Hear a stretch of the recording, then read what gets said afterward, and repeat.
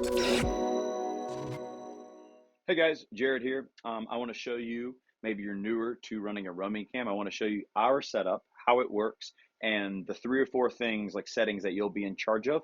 And always remember that the video director during a service will be in your ear telling you what to do, what he's calling for, whether that's a guitar shot or needs to be brighter or darker, whatever. So a lot of it's just listening, but we want to be effective operators. So let me show you just a little bit of what it is. So here's the camera itself.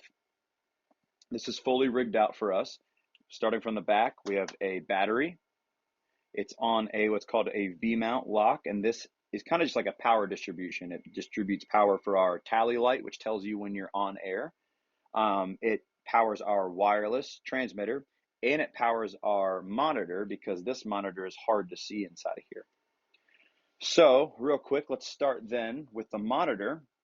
All this stuff will come on as well when there's just 2 power buttons. So once this is on, you'll know, obviously you'll see video. So you'll see a grid, this is called a 9 grid.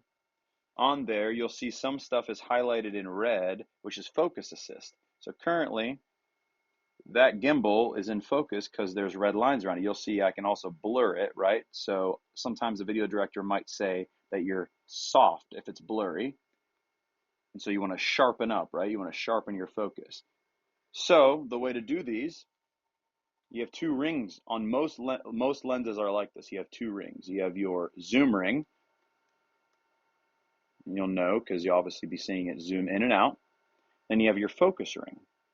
Some lenses have hard stops at like endpoints on their focus rings. This one does not. So you can keep going round and round. Some are better, some are worse, but zoom always only has a certain range. So those are the 2 controls kind of on your lens that you'll be using. I commonly also, maybe should have started with this, but I commonly, when I'm running these, I want 3 points of contact.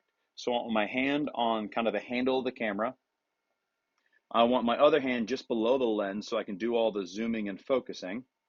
And then I usually kind of shoulder it or put it in the center of my chest. And the reason for that is when you're running around with this, it's going to be a little wobbly. That's all right. I don't want them on a tripod. If I wanted it to be completely steady, we put it on a tripod. But you can make the movement intentional by having 3 points of contact. That way you can control how it's moving, or you can control the shakiness of it. So again, with my left hand, I'm going to be controlling zoom and focus. And with my right hand, the other control that you're in charge of is ISO. ISO is the brightness and darkness of your actual, like the image you're shooting. You can access ISO on these cameras by clicking the ISO button. Really, I do this from the beginning of the service, and then I don't got to touch it again. And then on the screen, it'll pop up a little bar that says ISO. But I like to, when I'm running it, control it using a wheel here, this wheel here. And so you're kind of scrolling up and down with it. So then again, if I'm scrolling the wheel on the screen, you can see it going up and down.